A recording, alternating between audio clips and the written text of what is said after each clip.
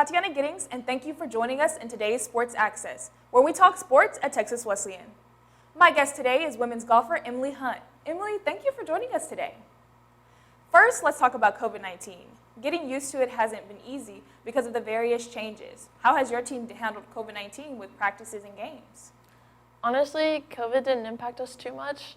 Things were a little different at tournaments, so normally we play with one of us and 3 other schools in a group, but instead what we would do is play with all 5 of our teammates in the same group, so it would be our school and then another school in their group and another school in their group and so on. So that was a little different. We usually have banquet dinners and whatnot where we see all the other teams, but they kind of vetoed that so we wouldn't have to interact with anyone.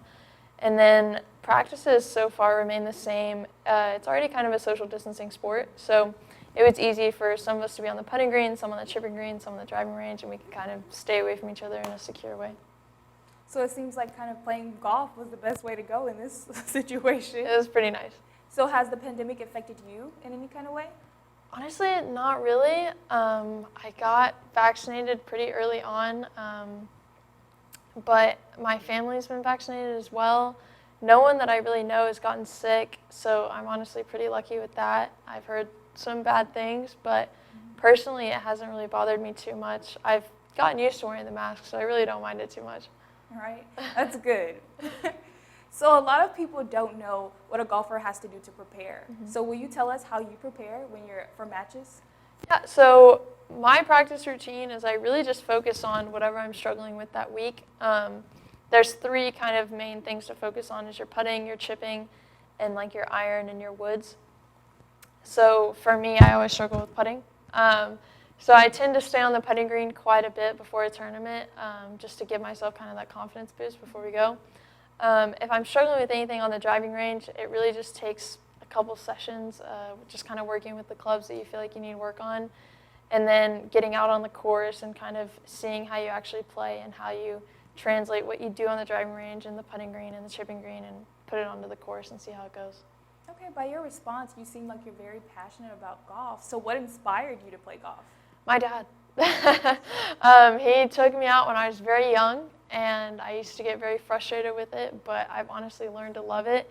I've been playing seriously since I was in high school, so it's been about 8 or 9 years now, so I've really learned to love it. The team and the coach here is great, so that's also helped too.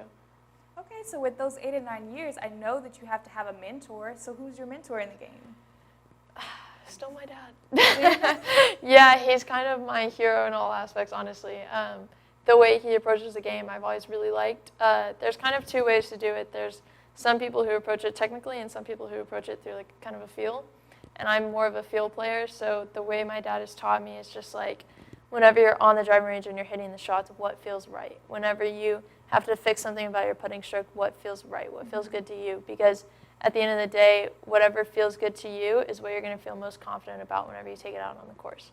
So, well, it seems like your dad taught you so much, and we're going to take a quick break. Stay tuned. Matthew. I know that a lot of times, Mom, it might not seem like I'm listening to you, but I am. And what you say really does matter to me. All the talks we've had over the years, including what you've told me about not using alcohol and other drugs, they stick with me, and they make a difference, especially at times that matter most. Hey, want a drink? No thanks, I'm good. So thank you, Dad, for preparing me for what's ahead. Thanks, Mom, for always being my biggest fan. Thank you for talking. Talk. They hear you.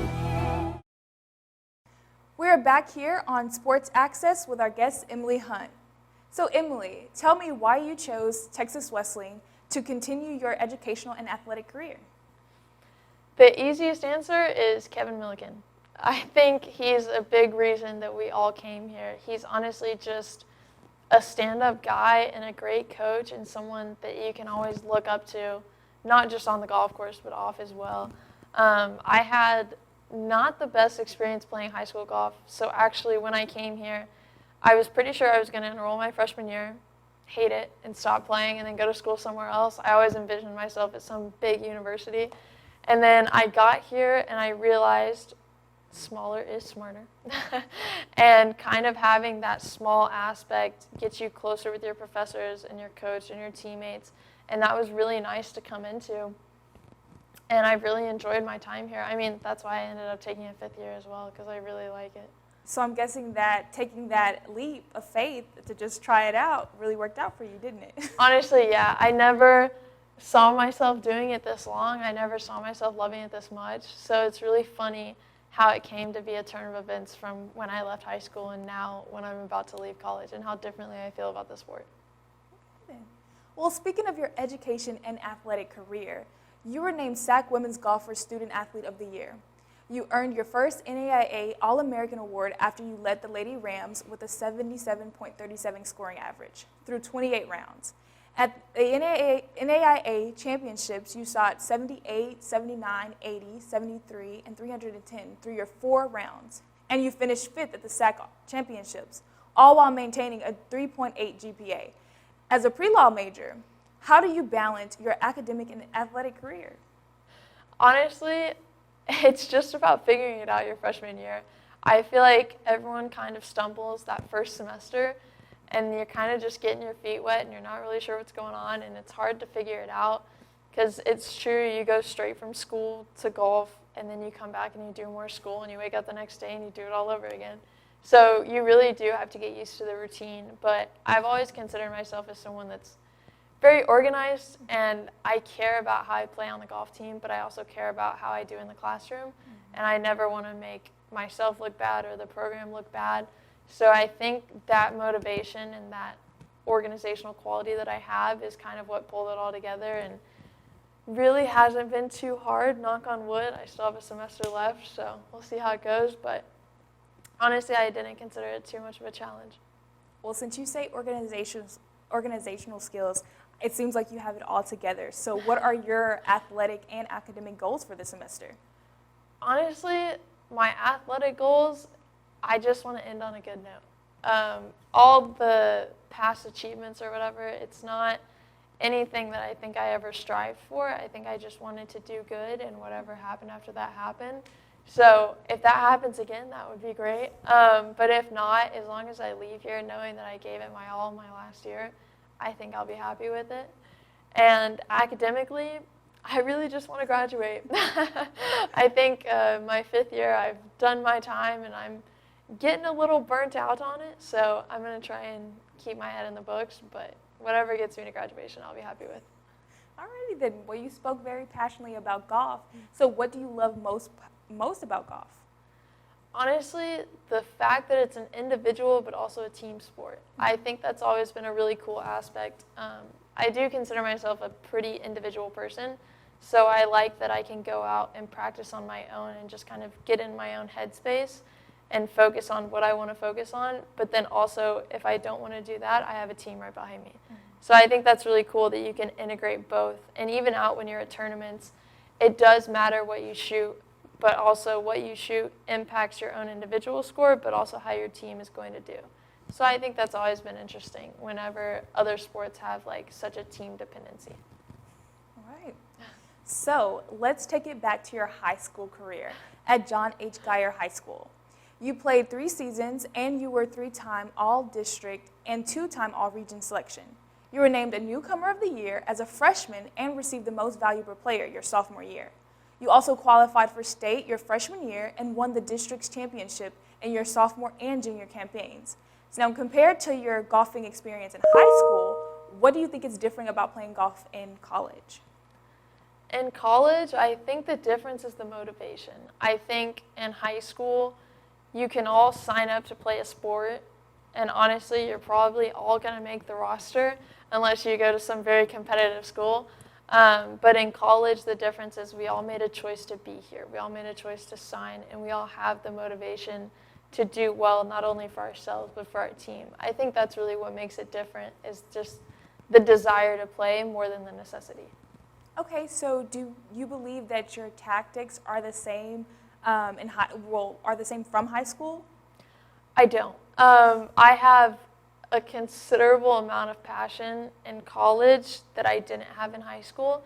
So in high school, it was more of a routine, more of you have to be here at 2, you have to leave at 4, that's it. Didn't really focus on golf on the weekends.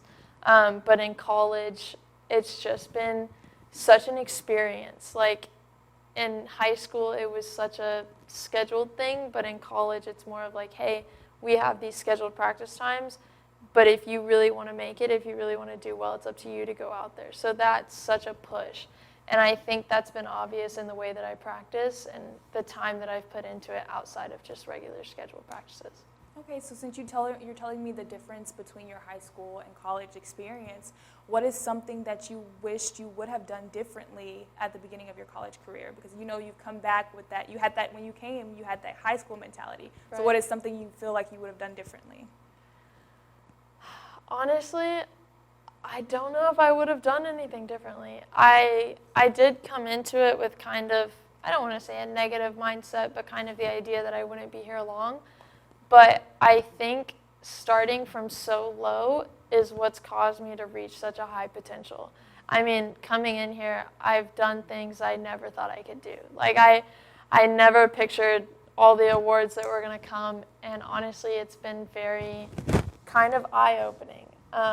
But I think that if I had started college with that mentality of I can be good, I can be great, I would have seen kind of a decline in the way that I play, I think being able to rise up was kind of the fun part about being here. Hey, you get to take a chance on yourself. Right. So we're going to take a quick break. Stay tuned.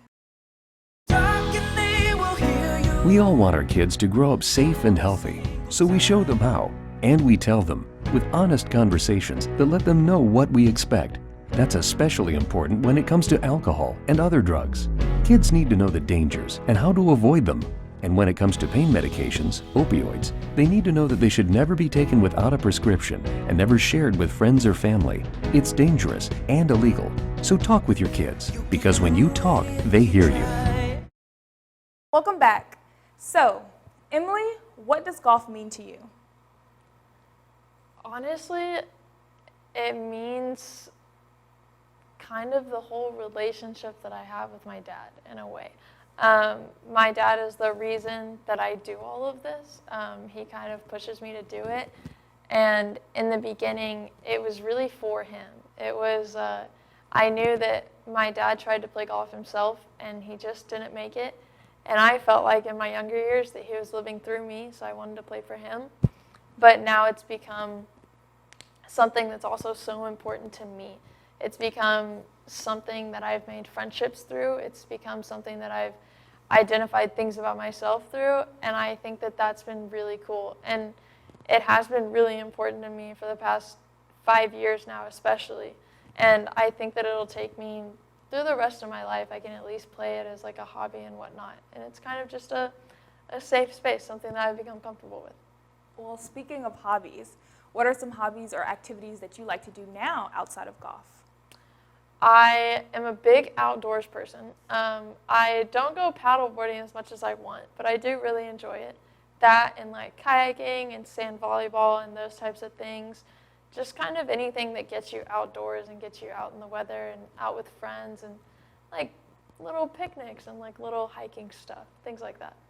Okay, so do you plan on taking your golf career any further, or do you think after you graduate, you're just going to make it a hobby? This is the last ride.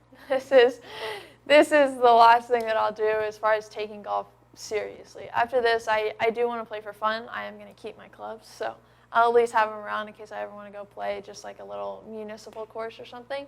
I have heard that golf is good for business, so I'll probably play into my adult years and hopefully eventually teach my children how to play. But other than that, this is the last kind of serious stage that I'll be on with golf. Okay, so if you're going to teach your children how to play, would you consider being a golfing coach? I don't think so. I think anyone that has personally seen my golf swing does not think I should teach it to anyone. It does work for me, but I can't say that it would work for others. I honestly have the passion to play, but I don't think I would ever have the passion to coach. Okay, so if it's not golf in the future, what are your plans for the future? So after Texas Wesleyan, I do want to go get a master's. I want to get a master's in conflict resolution and go into arbitration. Maybe eventually one day be a lawyer, but right now I'm just looking at arbitration and whatnot and kind of also focusing on where I want to live and kind of the job that I want to get in that area. So that's what I'm focused on at the moment. Well, Emily, thank you so much for joining us today. It was nice to meet you and learn about your golf career and what you have planned for the future. Thank you, everyone, for tuning in to today's Sports Access. Do not forget to follow us on Facebook at The Rambler and Twitter and Instagram at The Rambler TWU. This was Tatiyana Giddings. Rambler TV.